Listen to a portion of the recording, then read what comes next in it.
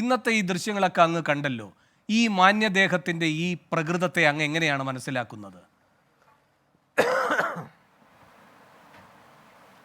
അല്ല, ഇന്ന് നമ്മൾ കണ്ടത് ഗവർണർ എന്ന ഒരു സമുന്നത പദവിയുടെ വില പൂർണ്ണമായും ഇടിക്കുന്ന പ്രവൃത്തികളിലാണ് ആരിഫ് മുഹമ്മദ് ഖാൻ ഏർപ്പെട്ടത്. അദ്ദേഹത്തിൻ്റെതായ ഒരു തരത്തിലുള്ളൊരു റോഡ് ഷോ എന്ന് വേണമെങ്കിലും പറയാം.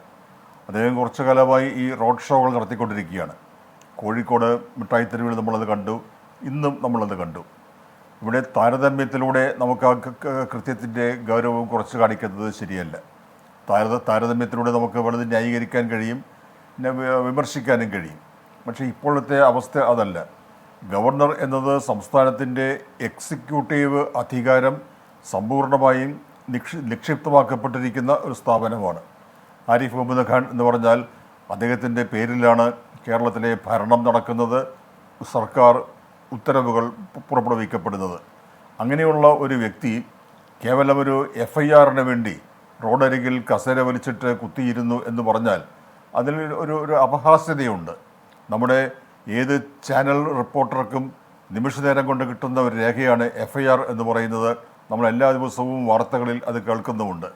അപ്പോൾ ഗവർണറെ സംബന്ധിച്ച് അദ്ദേഹത്തിൻ്റെ മിനിമം ഡിമാൻഡായിരുന്നു FIRൻ്റെ കോപ്പി കാണണം എന്നുള്ളത്. ഈ രീതിയിൽ ഗവർണർ എന്ന പദവിയുടെ അന്തസ്സ്, മാന്യത, സർവോപരി ഭരണഘടനാപരമായ മൂല്യം അത് നഷ്ടപ്പെടുത്തിക്കൊണ്ടുള്ള കളിയാണ് ഈ റോഡ് ഷോയിലൂടെ ആരിഫ് മുഹമ്മദ് ഖാൻ നടത്തിയത്. അതിനുള്ള ഒരു സാഹചര്യവും അവിടെ കണ്ടില്ല.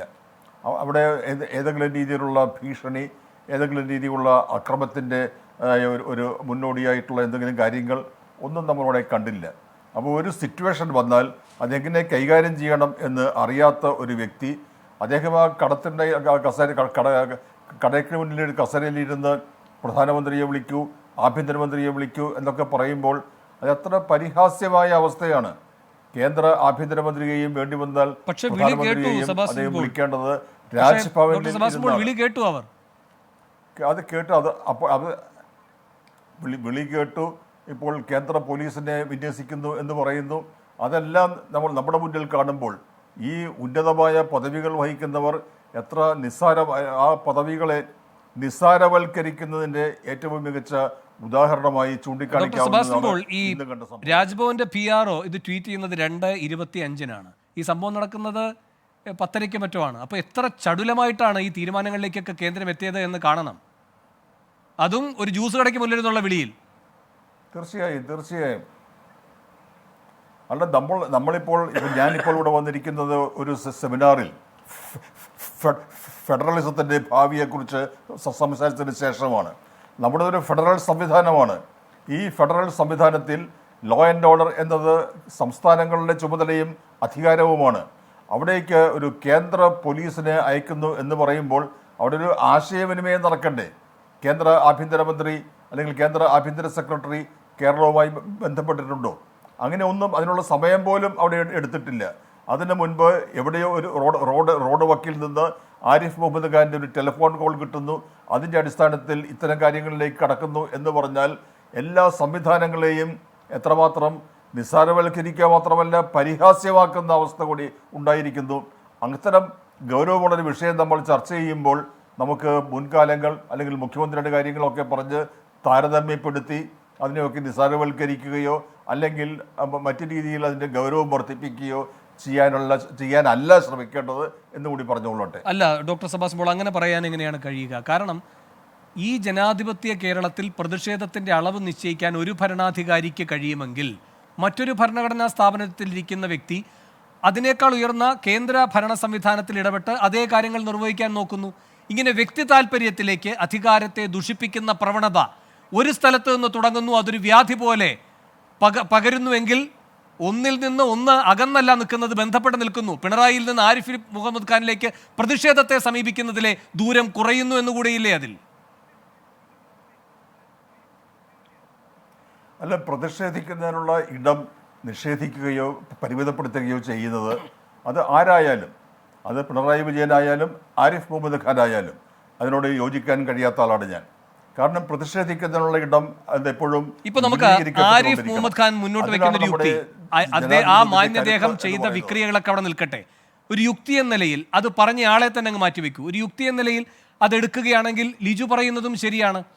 കാരണം ഇപ്പോൾ ഈ ഗുജറാത്ത് കലാപം 2002 പോലീസ് അനങ്ങിയില്ല എന്ന ആക്ഷേപമുണ്ടല്ലോ. അതിൻ്റെ കാരണഭൂതനായി നാം ചൂണ്ടിക്കാട്ടുന്നത് ആരെയാണ്?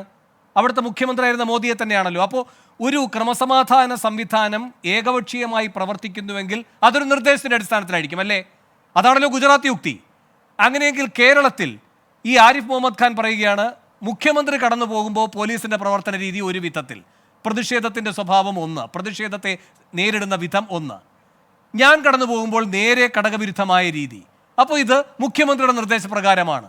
കേരള പോലീസ് മികച്ച ഒരു സേനയാണ് താനും. ഈ താരതമ്യം ആരിഫ് മുഹമ്മദ് ഖാന് തളികയിൽ വെച്ചു കൊടുത്തത് ആരാണ്? അല്ല, അതല്ല അതിൻ്റെ വിഷയം എന്ന് പറയുന്നത്. ഇവിടെ ഇപ്പോൾ കേരളത്തിലെ ക്രമസമാധാന നില തകരാറിലായിരിക്കുന്നു. ഗവർണർക്ക് പോലും പുറത്തിറങ്ങി സഞ്ചരിക്കാൻ കഴിയാത്ത അവസ്ഥയിൽ കാര്യങ്ങൾ വഷളായിരിക്കുന്നു എന്ന പരാതി ആരിഫ് മുഹമ്മദ് ഖാൻ എന്ന ഗവർണർക്കുണ്ടെങ്കിൽ അദ്ദേഹം തീർച്ചയായും അത് കേന്ദ്രത്തെ അറിയിക്കണം. അത് അദ്ദേഹത്തിൻ്റെ ഭരണഘടനാപരമായ ഉത്തരവാദിത്വമാണ്. പക്ഷെ അത് ഈ രീതിയിലാണോ ആ ഒരു സിറ്റുവേഷൻ ക്രിയേറ്റ് ചെയ്യുക, അതിനെ സ്വയം ക്രിയേറ്റ് ചെയ്ത ആ സിറ്റുവേഷനെ അടിസ്ഥാനമാക്കി അദ്ദേഹം ടെലിഫോണിൽ വിളിച്ചു പറയുക, അതിനെ തുടർന്ന് സത്വരമായ നടപടി ഉണ്ടാകുക, അങ്ങനെയല്ല കാര്യങ്ങൾ പോകേണ്ടത്. രാജ്ഭവനിൽ നിന്ന് ഗവർണർ രാഷ്ട്രപതിയെ എന്ന് വെച്ചാൽ കേന്ദ്ര ആഭ്യന്തരമന്ത്രിയെ അറിയിക്കുകയും 356 തുടങ്ങിയ വകുപ്പുകളൊക്കെ ഉണ്ട്. ആരിഫ് മുഹമ്മദ് ഖാൻ പറയുന്ന കാര്യങ്ങളൊക്കെ ശരിയാണെങ്കിൽ ഒരു 356 കുറിച്ചുകൂടി അദ്ദേഹം ആലോചിക്കേണ്ടതായിരുന്നു. ശരി, ഞാൻ ഇടവേളയ്ക്ക് ശേഷം മറ്റതിഥികളെ